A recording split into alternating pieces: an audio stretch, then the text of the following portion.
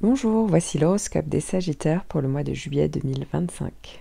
Avant de commencer, sachez que cet horoscope est une interprétation générale.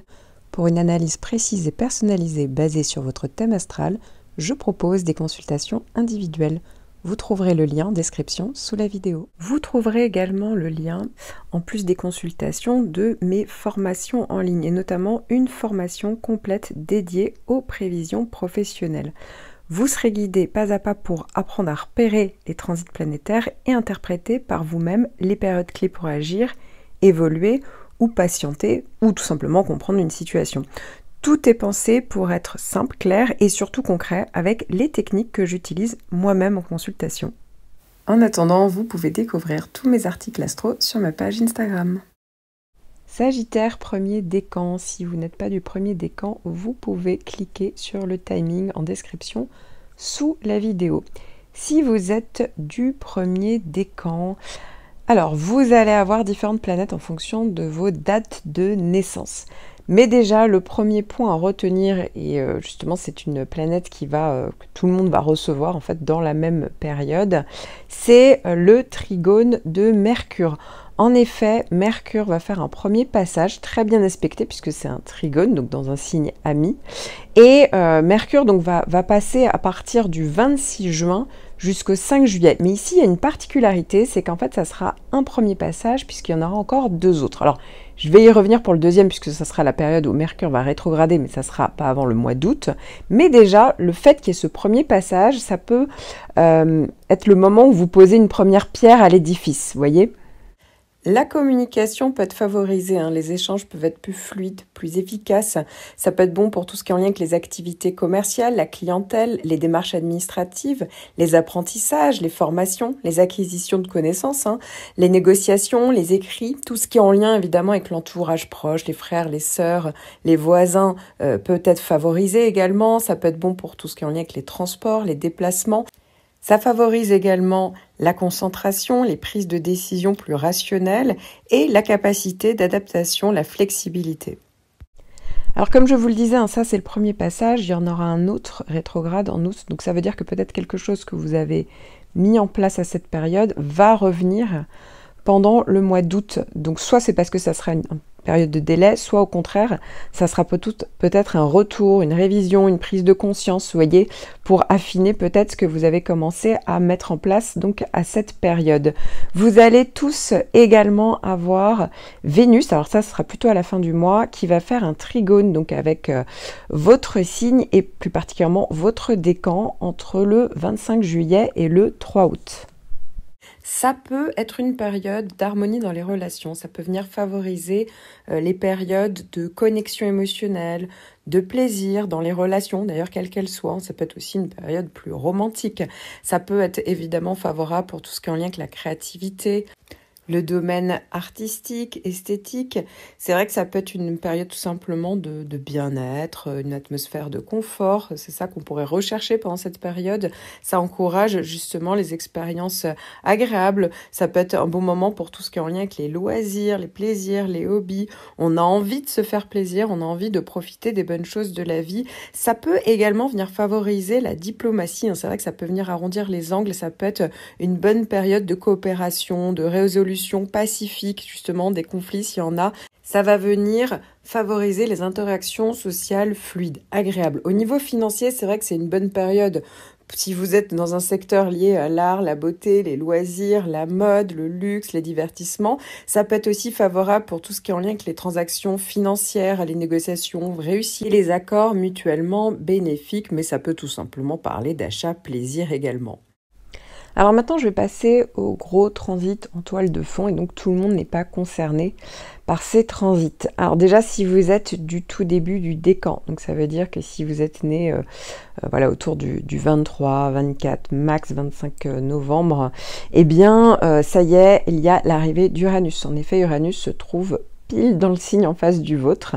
Et donc, va commencer à traverser d'ailleurs tout votre signe, tout votre décan, mais ça va mettre plusieurs années avant de traverser tout le signe des Sagittaires et voilà, au moins 2 ans pour que ça traverse tout votre décan. Donc ici, pour le moment, il n'y aura que le début du décan qui sera concerné. Néanmoins, vous pouvez écouter puisque ça va bientôt tous vous concerner, hein, mais ça sera plutôt sur 2026-2027. Donc Uranus fait une opposition. Donc ça veut dire ici que Uranus, vous pourriez commencer à le ressentir. Certes, la planète arrive à partir du 6 juillet, mais en fait, en réalité, on peut commencer à le ressentir 1 mois, voire 2 mois plus tôt. Et en général, hein, c'est très concret Uranus. Donc, si vous sentiez d'un coup que vous aviez envie de vous libérer d'une situation, d'aller vers plus d'autonomie, d'indépendance, de rompre peut-être avec un quotidien, avec quelque chose finalement qui vous enferme, eh bien ça, c'est Uranus. Et souvent, les choses se font dans l'intensité, dans la rapidité. Ça peut parler aussi ça peut venir de l'extérieur, hein, ça ne vient pas forcément que de vous. Ça peut parler de coups de théâtre, de retournement de situation. Alors pour certains, ça sera plutôt professionnel, pour d'autres, ça sera dans leur vie personnelle. Pour d'autres, ça sera peut-être par rapport à un lieu de vie, ça aussi c'est tout à fait possible. Mais ça peut tout à fait être assez déstabilisant par l'intensité, la rapidité, vous voyez. Donc ça peut être déstabilisant même pour vous ou pour votre entourage, vous voyez. Et donc ici, effectivement, Uranus vous pousse à aller vers le changement, la nouveauté, à assumer qui vous êtes, ce que vous voulez mettre en place, vous voyez. Il y a le besoin, en fait, ça peut paraître un peu... vous pourriez être un petit peu plus égocentré par rapport à vos besoins sur cette période. C'est pas négatif en soi, mais parfois c'est même nécessaire hein, pour se libérer d'une situation, pour rompre avec des anciens schémas, une fausse sécurité. Donc voilà, Uranus peut amener tout ça pendant cette période. Alors vous voyez, avec Vénus et Mercure, hein, les planètes là font des aspects plutôt favorables, donc vont plutôt dans le sens de ce que vous demande Uranus. Mais voilà, effectivement ici, vous pourriez commencer à ressentir de l'intensité, voire un petit peu de nervosité. Alors maintenant, dans la mesure où vous êtes Sagittaire, c'est vrai que le Sagittaire peut être souvent épris de liberté, plutôt indépendant, donc bien entendu, hein, ça peut énormément appuyer là-dessus. Il faut savoir aussi que, alors je parle vraiment de la base, hein, j'ai pas vu votre thème, vous n'êtes pas que Sagittaire, personne n'est 100% Sagittaire. Mais avec Uranus, c'est vrai vous avez un côté un peu cash et donc Uranus peut vous pousser à dire encore plus les 4 vérités à votre interlocuteur, vous voyez, donc il y a un côté un petit peu où ça passe ou ça casse, quoi, voilà, ça peut être assez virulent, hein, donc attention à tout ça. Alors, encore une fois, pendant le mois de juillet, les planètes vont plutôt dans le bon sens, mais quoi qu'il arrive, il faut hiérarchiser en fait quand il y a plusieurs transits planétaires, et c'est bien évidemment l'opposition d'Uranus qui est la planète la plus importante et celle qui va rester pendant un bon moment. Hein. Il faut savoir que là, c'est seulement le début, ça va être encore là pour vous en 2026. Alors là, je vous résume un petit peu les effets, mais si ça vous intéresse et pour connaître tous les timings, évidemment, j'en parle plus longuement dans votre horoscope annuel et même dans une vidéo que j'ai consacrée à tous les effets d'Uranus. Alors maintenant, si vous êtes plutôt du milieu du décan, on va dire, si vous êtes né autour du 25 novembre, eh bien, vous avez, vous, le sextile de Pluton. Alors là, ça n'a rien à voir. Pluton, on va dire, c'est une planète qui est moins ressentie, moins concrète au jour le jour. Un sextile, c'est-à-dire que c'est bien aspecté. Donc ici, Pluton vous pousse petit à petit, hein, c'est un transit qui est très long, ça dure 2 ans, et vous pousse petit à petit, effectivement, à aller vers un changement, mais en profondeur, à aller vers des prises de conscience, peut-être à reprendre le contrôle d'une situation, à aller au fond des choses. Vous voyez, on a envie de savoir ce qui se passe derrière l'intention des gens, derrière les situations. On apprend peut-être des choses, vous voyez, on percute avec Pluton.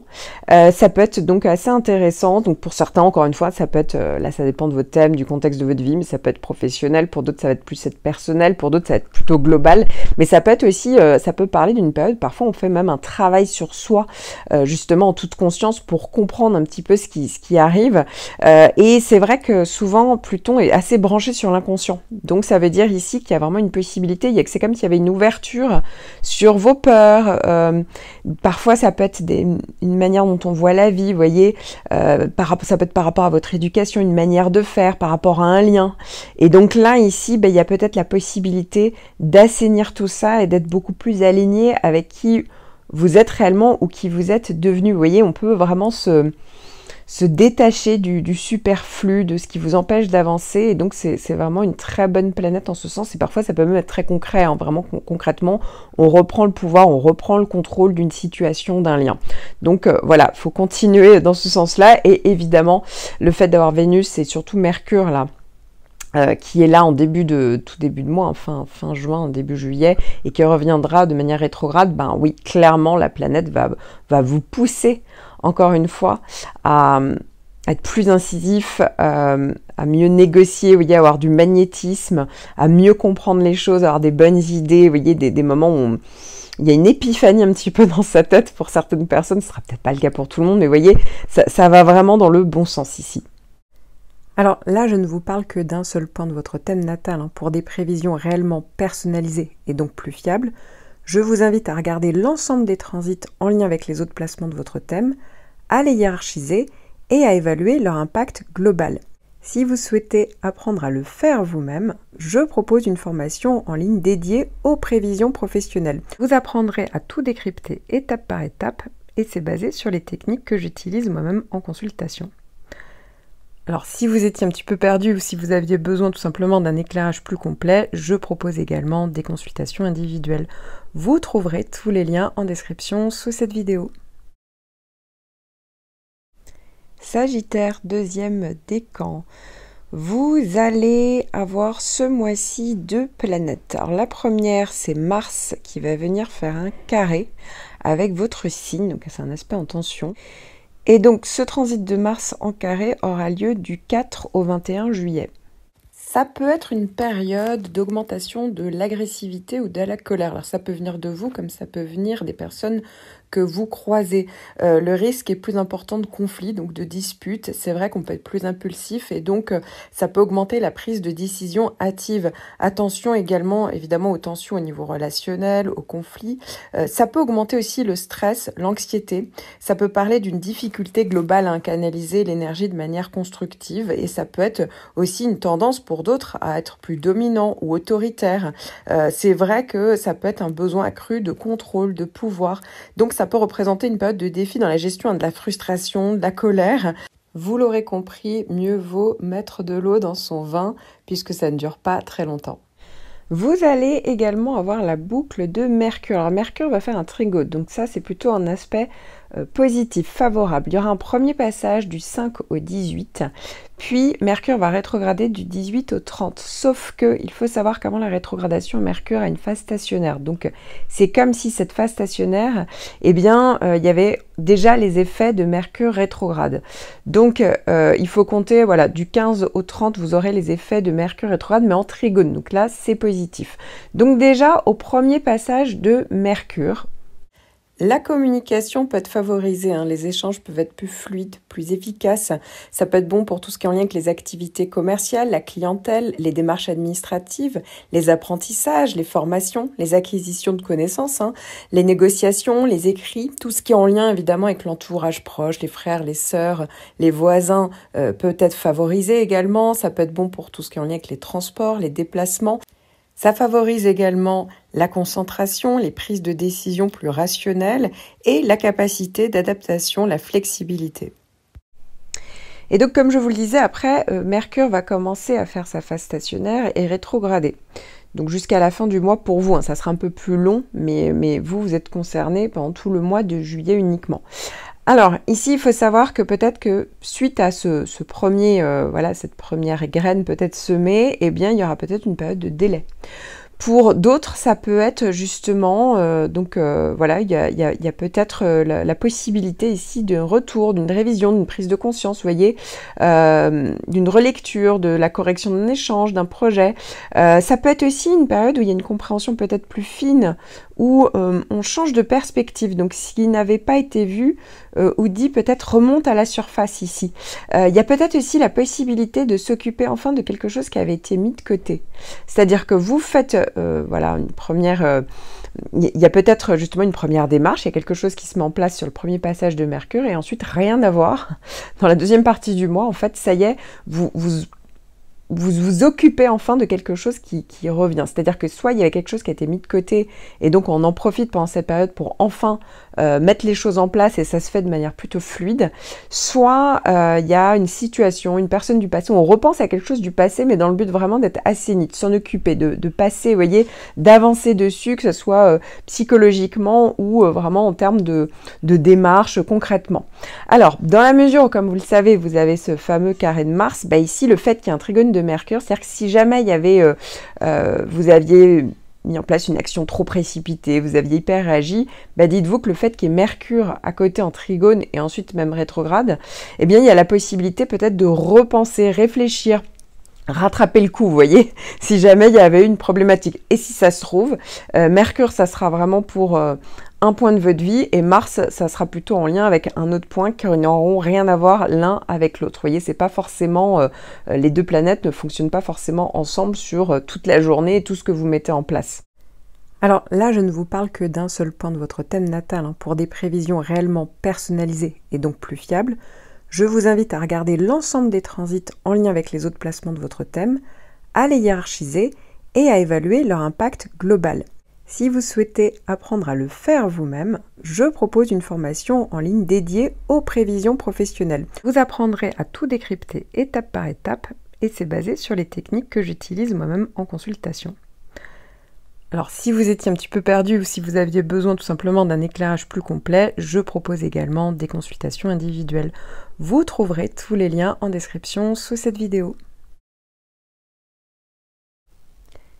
Sagittaire, troisième décan. Vous allez tous avoir Mars qui va venir faire un carré avec votre signe et plus particulièrement votre décan entre le 21 juillet et le 6 août. Ça peut être une période d'augmentation de l'agressivité ou de la colère. Alors ça peut venir de vous comme ça peut venir des personnes que vous croisez. Le risque est plus important de conflits, donc de disputes. C'est vrai qu'on peut être plus impulsif et donc ça peut augmenter la prise de décision hâtive. Attention également évidemment aux tensions au niveau relationnel, aux conflits.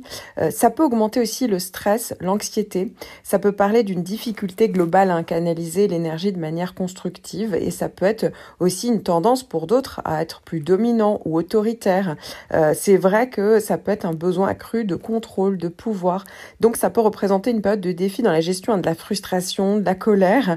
Vous l'aurez compris, mieux vaut mettre de l'eau dans son vin puisque ça ne dure pas très longtemps. Si vous êtes de la deuxième partie du décan, vous avez toujours Saturne en carré. Alors certes, Saturne a changé de signe, va revenir après dans son signe initial, hein, donc le poisson, et or le poisson et le sagittaire, on le sait, ça fait un carré. Donc ici, on est plutôt sur juste la fin du décan, la deuxième partie du décan. Ça fait depuis quelques temps que vous avez ce carré, hein, puisque le carré était exact. Alors au début, il y avait la première partie du décan qui avait bien été concernée pendant cet hiver, mais après très vite, eh bien, le carré s'est mis sur cette deuxième partie, hein, de votre décan. Et ici, bah, ça veut dire que la première partie du décan, ça ne reviendra pas dessus. Donc voilà, si vous êtes du début du décan, si vous êtes né en gros donc avant le 16 décembre, alors pour certains ça dépend vraiment du jour et surtout de l'année et de l'heure de naissance, voilà, donc au degré près, bah, si ça peut encore jouer et vous le sauriez de toute manière, mais si vous sentez que ça va mieux, que l'énergie va mieux, quoi. En fait, clairement, c'est un changement d'énergie quand Saturne s'est éloigné. Et bien, tout simplement, vous êtes dans la bonne partie du décan. À noter que vous pourriez tout à fait être du début du décan, par exemple, mais il y a peut-être un autre point important de votre thème qui reçoit, par exemple, une planète en aspect de tension, et notamment Saturne. Ça, c'est tout à fait possible, hein. Saturne revient très régulièrement sur chaque point de votre thème. Voilà, dans ce cas-là, il faut bien regarder tout votre thème pour savoir si Saturne est bien partie des points importants de votre thème natal. Donc Saturne, ça parle, hein, pour résumer, même si j'en parle beaucoup plus longtemps dans votre horoscope annuel et même dans une vidéo que j'ai consacrée aux effets de Saturne, Saturne quand même parle de frein, de frustration, de blocage. C'est vrai que ça peut parler de remise en question. Alors parfois c'est un renoncement, parfois ça peut parler, on clôture quelque chose, voilà, c'est la fin. Et dans ce cas-là, on n'est pas surpris, c'est-à-dire qu'en fait c'est très souvent, alors ça peut venir de vous, c'est vrai, on peut le subir, mais si ça vient de vous, c'est vraiment quelque chose qui a été réfléchi, pensé. Vous voyez, avec Saturne, il y a vraiment l'effet de temps. C'est-à-dire que c'est vrai qu'il faut faire preuve soit de persévérance, soit au contraire, bah, peut-être acter le fait que il y a quelque chose qui ne fonctionne plus et qu'il faut y mettre un terme. Alors pour certains, ça peut parler tout simplement de la fin d'un contrat. Pour d'autres, ça peut être en lien avec le couple. Alors encore une fois, hein, si c'est le cas, parfois on peut tout à fait avoir un carré de Saturne. Ça fonctionne sur le niveau pro ou ça va sur le niveau perso et ça veut pas dire qu'il y a la fin. Ça veut tout simplement dire qu'il y a peut-être une période un peu plus compliquée où va falloir faire des efforts. C'est vrai qu'on peut avoir le sentiment que votre environnement proche ou une personne en particulier est un peu dur, un peu sec. Et donc le fait qu'il y ait par-dessus ça le carré de Mars, alors là, pour le coup vous avez compris, hein, ça va durer beaucoup moins longtemps, vous l'aurez plutôt sur la période du mois d'août, hein, donc début août, fin juillet, début août, puisque vous êtes de la deuxième partie du décan, et donc ça à ce moment-là, ça fera effet. Et effectivement, ça peut être le moment où on a envie d'impulser quelque chose. On va pas se laisser faire, mais malheureusement, comme en face, il y a Saturne, c'est comme si on se prenait le mur de la réalité. Vous voyez, c'est comme si on était stoppé net dans son élan, où ça pouvait être vraiment des tensions. Par exemple, pendant cette période-là, on a l'impression vraiment que les gens sont durs, sont secs, ou même vous, hein, vous êtes dans une énergie qui est un petit peu... on peut d'ailleurs avoir une perte d'énergie pendant cette période-là. Ça arrive aussi avec Saturne. C'est vrai qu'on peut être... Saturne, c'est assez énergivore, quoi. C'est vrai que ça peut casser un peu, par exemple, votre optimisme pendant cette période-là. Donc, ne vous étonnez pas si vous avez un petit peu le filtre noir. Voilà, c'est juste la période, ça va revenir, hein. Évidemment, c'est juste... n'hésitez pas à écouter votre horoscope annuel, hein, mais voilà, en 2026, vous n'aurez plus, en tout cas sur ce point-là, votre thème, c'est terminé. Saturne, vous ne l'aurez plus. Donc, c'est quand même une bonne nouvelle, faut le garder en tête. Mais là, c'est comme s'il y avait des défis, des enjeux. Pour certains, ça peut être des très fortes responsabilités, hein, tout simplement. Et donc, c'est vrai que ça use un peu, ça fatigue un peu. Donc c'est pas forcément agréable. Et effectivement avec le carré de Mars, c'est vrai que l'énergie peut encore plus partir, ou au contraire, il y a un regain d'énergie, mais on décide de se battre, de pas se laisser faire, mais on se prend quand même un mur. Vous voyez, il y a un côté un petit peu comme ça, où parfois ça peut venir de l'extérieur. Vous voyez, il y a quelque chose qui se met en place et... c'est comme si les effets de Saturne s'accéléraient pendant quelques jours. Vous voyez, ça aussi, ça peut être le cas. Donc, voilà, c'est pas une période forcément facile, évidente. On l'a tous, hein, tout le monde a Saturne revient sur chaque point du thème tous les 7 ans. Et donc, il y a des points du thème qui sont particulièrement réceptifs à Saturne et d'autres qui le seront moins. Ça sera beaucoup plus, les effets seront beaucoup plus dilués. Là, en général, vous regardez tous pour votre soleil natal, donc forcément, on le ressent plus. Les carrés de Saturne sont souvent beaucoup plus ressentis. Alors là, je ne vous parle que d'un seul point de votre thème natal, hein. Pour des prévisions réellement personnalisées et donc plus fiables, je vous invite à regarder l'ensemble des transits en lien avec les autres placements de votre thème, à les hiérarchiser et à évaluer leur impact global. Si vous souhaitez apprendre à le faire vous-même, je propose une formation en ligne dédiée aux prévisions professionnelles. Vous apprendrez à tout décrypter étape par étape et c'est basé sur les techniques que j'utilise moi-même en consultation. Alors si vous étiez un petit peu perdu ou si vous aviez besoin tout simplement d'un éclairage plus complet, je propose également des consultations individuelles. Vous trouverez tous les liens en description sous cette vidéo.